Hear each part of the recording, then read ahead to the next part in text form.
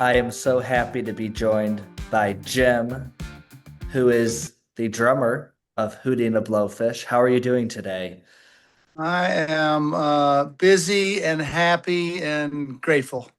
Wow. Well, let's just cut to the chase because some people have trouble pronouncing your last name. How do you say it? Uh, it's been pronounced so many ways.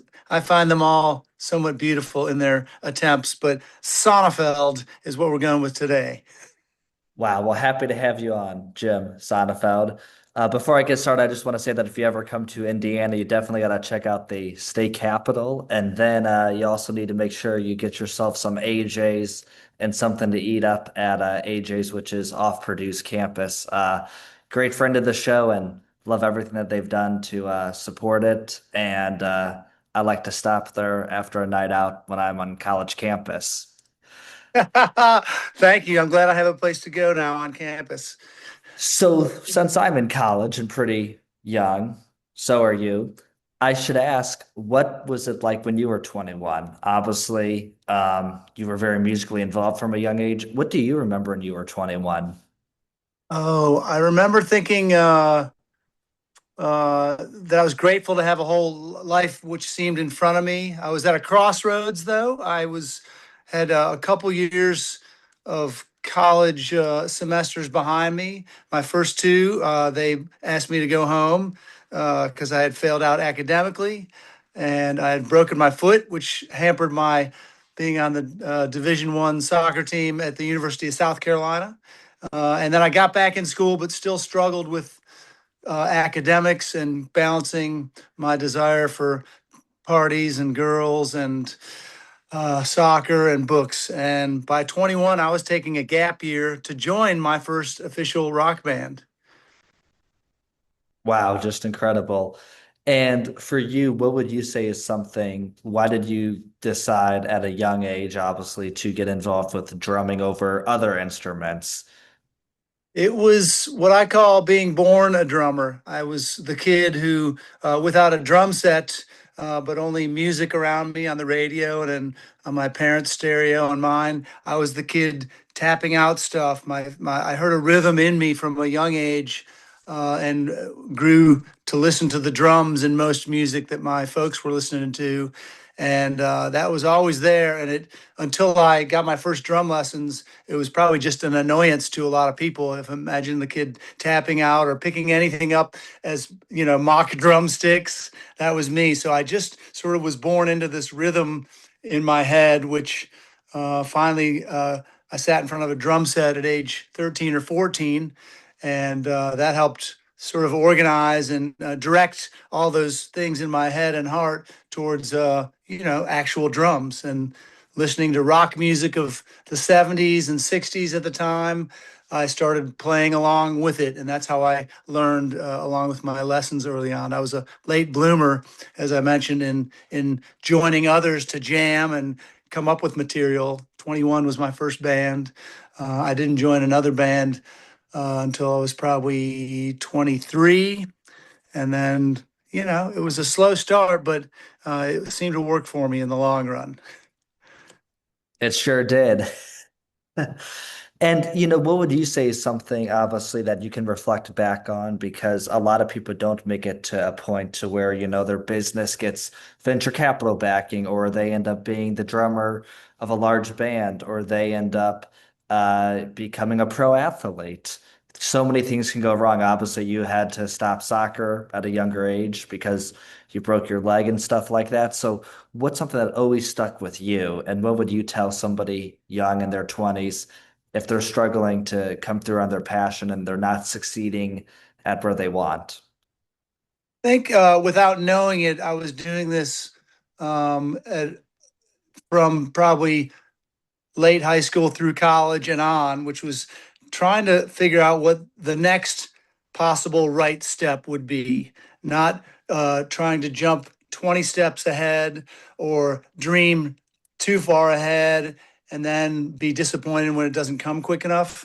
I always am finding myself now, if I have a teaching moment or a narrative to say, ask yourself, what is the next right step, or what's the next achievable step in your dream, or in your job, or just to pay rent even. I think it's easy to get excited when you're younger and especially now with the comparison traps, having social media to see what the rest of the world is doing, or people your age. It's easy to compare. And for me, I just always knew I had to be able to pay rent, so I needed a job of some sort, even if it wasn't the dream job. I knew I wanted to be in a band that could write their own music, but that didn't come right away. So I sort of took the steps that were available to me and possible to nurture my songwriting, or my drumming, or my ability to interact with other musicians. It didn't come right away, but each next step I took did lead to the place I ultimately wanted to be in. And that was called Hootie the Blowfish, I guess. Yes, totally. And for you, would you say that being from the South and all that, would you say there was an advantage or disadvantage? Because so often I feel like, hey, if you're trying to start a company out in, Ohio, a tech company, you might not be able to have as successful as a start as somebody in California with Silicon Valley next to them. Same in the comedy scene, right? If you're in Austin, you might have a better chance at getting a good comedy gig. Where if you're, in the middle of Oklahoma, it might be a little bit harder. So obviously, being in the South and all that, do you think you had any disadvantage or not necessarily? I mean, and the music that we were doing and making, and it was nothing short of, we were entrepreneurs. So if you're starting up a new business, don't think that being a musician from a garage band is much different. It's a startup. Four guys with dreams and some skills and a work ethic that are trying to get up to the next level. And we were just entrepreneurs of music. No, we were not in a big city, so that was a disadvantage because we didn't have the brilliance of the internet and digital streaming to sort of reach people outside of our town even. So what it forced us into was realizing, I guess we got to do what the next right step is. And that was get as many gigs as we could. And there are gigs that if you're near a college town, there's campus gigs, there's always bars and live music. And we were certainly full of those in North and South Carolina and Virginia and Florida and Georgia. So we started booking ourselves around that area. But the idea is um, for us being authentic. We're artists. So we didn't feel like moving to New York or LA, which would have been a big advice at the time, was authentic for us. Had come from a Southern campus. Our experience was just our own. We didn't need to move somewhere to like be in the business. And maybe that's the same in the marketplace, in a lot of marketplaces now. You don't, I think if you're authentic and you're disciplined and you love doing what you're doing, the world is a lot smaller than it used to be, right? You guys can reach a lot of different places through a lot of different avenues. Stay where you're comfortable, stay where there's more of a maybe modest level of living. And going to the big cities does not always offer that. Really like you saying that because sometimes I like to tell my friends that there's plenty to do here, and they're like, nope, we got to go to the biggest cities to have fun or things like that. So I can now say, well, the Hootie the Blowfish drummer says you can do it somewhere. And obviously, such a great story that you have to be a part of that from a smaller town and make it out. So congrats. Thank you.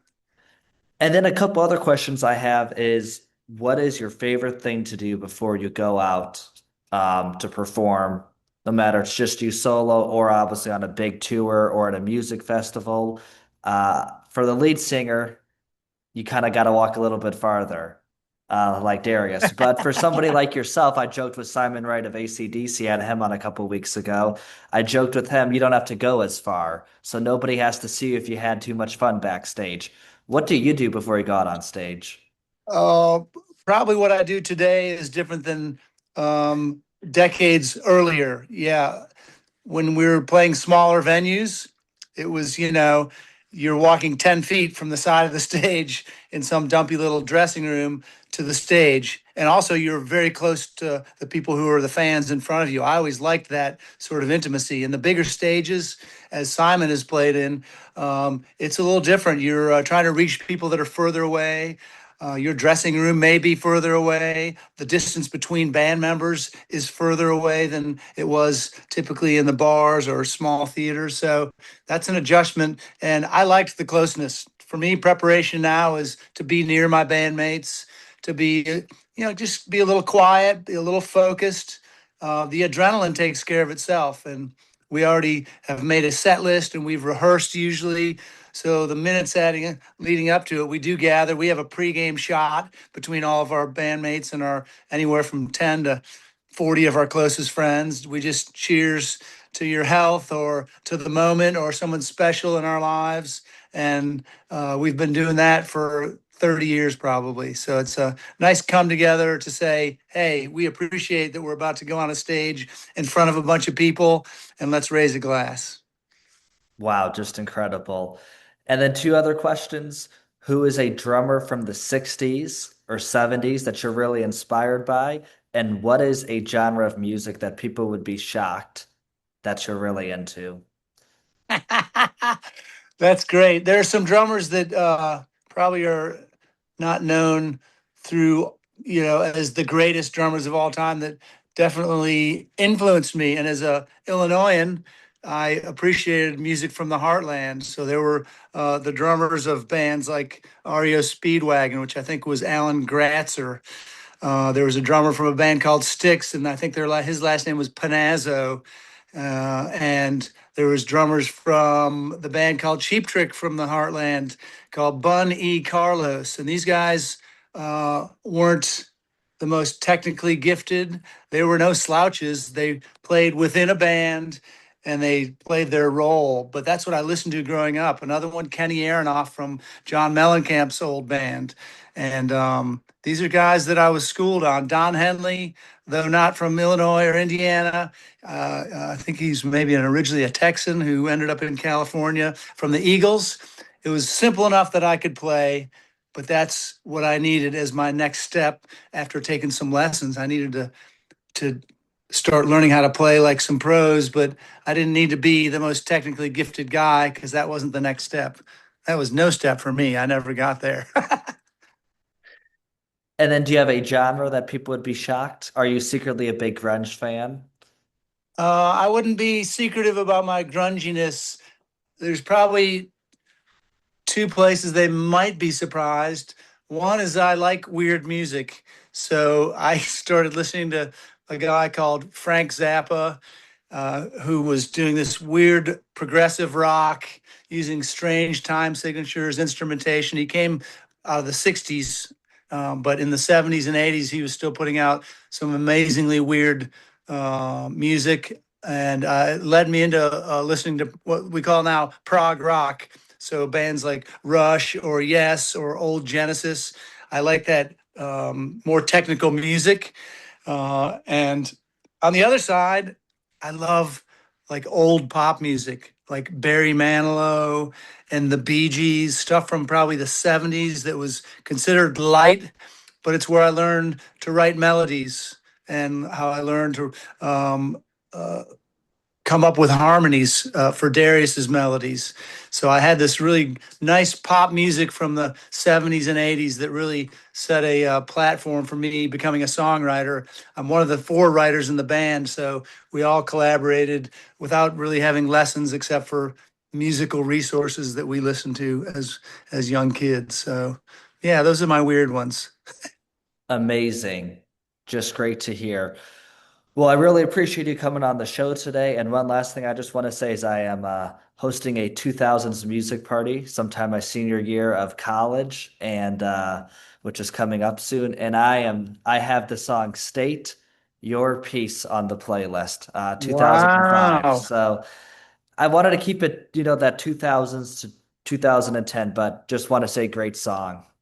Thank you. I'll give Mark Bryan, our guitarist, credit for the origins of that song, and the rest of the band credit for collaborating with him. Darius mostly because he helped write some of the lyrics. But yeah, that's a good one, man. State your piece, and you're in the right decade too. God bless you for that. Appreciate it. Well, thank you so much for coming on. Yeah, take care. Talk to you soon.